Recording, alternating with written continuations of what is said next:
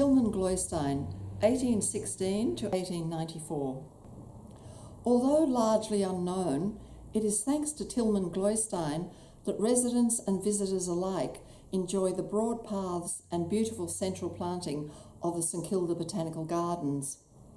Tilman Gloystein, born in Bremen, December 3rd, 1816, left Germany, where he had qualified as an architect, for Australia, arriving in Adelaide on the 31st of January 1850. In 1856, Gloystein moved to Melbourne. St Kilda Botanical Gardens Design Competition. The St Kilda Council, meeting on September the 28th, 1859, affirmed the desirability of the reserve bounded by Tennyson, Blessington and Dickens streets being granted by the government for the purposes of a botanical gardens. The council decided to offer a premium of £10 for the best plan for the laying out of the gardens. Tilman Gloystein entered the competition and won against 10 other entrants.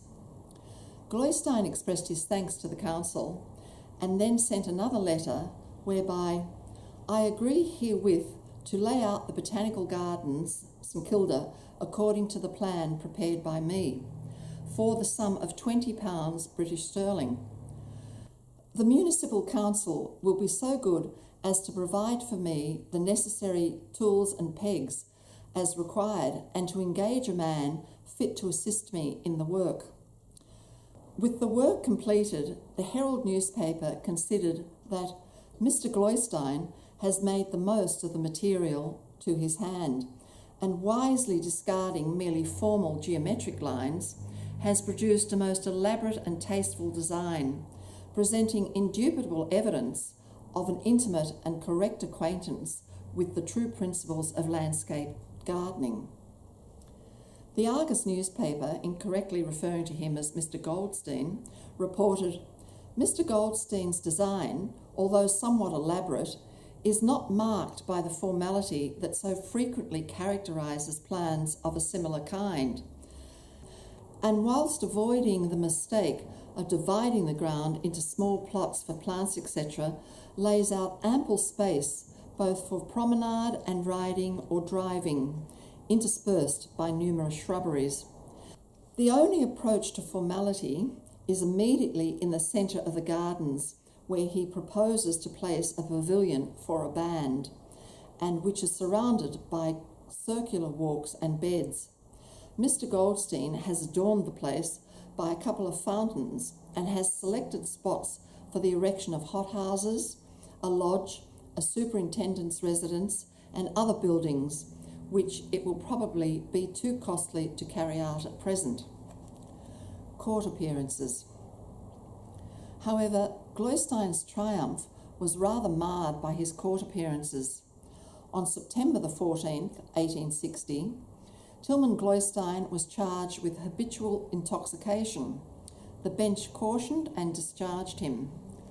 On September the 22nd, 1860, portrayed as an incorrigible vagrant and drunkard, Gloystein was sentenced to 3 months' imprisonment. In 1864, Gloystein, described as an architect, was charged with having been found begging in the streets. On promising not to so offend again, he was discharged. Tilman applied for space at the Melbourne-held 1866 Intercolonial Exhibition, there displaying his architectural drawings. Whatever success this garnered him is unknown. Later that year, at the St Kilda Police Court, charged with lunacy, the magistrate did not think the facts alleged sufficient to warrant his detention, and he was discharged. The next year, accused of insulting behaviour, he was discharged with a caution.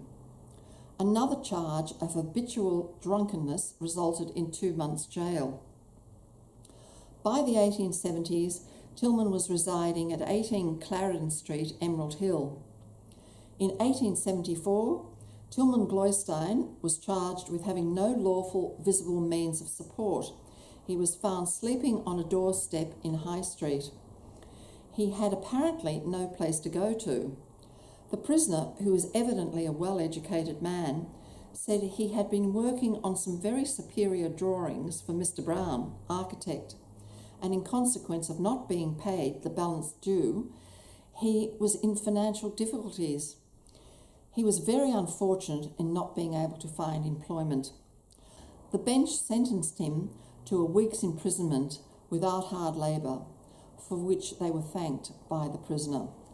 Throughout his working life, Tilman had a number of court cases in which he sought payment for work undertaken. In November 1877, Tilman, aged 61, was admitted to the Kew Asylum for mental disorder. He was transferred the next year to the Sunbury Asylum, and it was here Tilman died, aged 77. He died of uremic poisoning of a syphilitic origin and was buried on the 24th of January 1894 in an unmarked grave in the Church of England section of the Sunbury Cemetery.